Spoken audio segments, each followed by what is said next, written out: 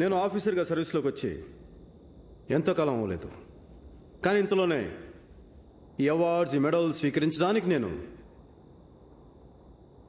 సిద్ధమే.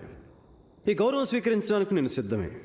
కానీ రేపు ఉదయం వార్తాపత్రికల్లో కానీ టీవీల్లో కానీ ఒక కామాంధుని చేతిలో అత్యాచారానికి గురైన ఓ ముక్కుపచ్చలారని పసిబాలిక, ఓ రాజకీయ నాయకుడు అండదండలతో రాత్రికి రాత్రే బస్తీని ఖాళీ చేయించిన గుండాలు, అటు తీవ్రవాదులు ఇటు పోలీసుల మధ్య నలిగిపోతున్న సామాన్య ప్రజానికం లాంటి వార్తలు రావని మీలో ఏ ఒక్కరైనా నాకు నమ్మకం కలిగించగలిగితే నేను ఈ గౌరవాన్ని స్వీకరించడానికి సిద్ధంగానే ఉన్నాను.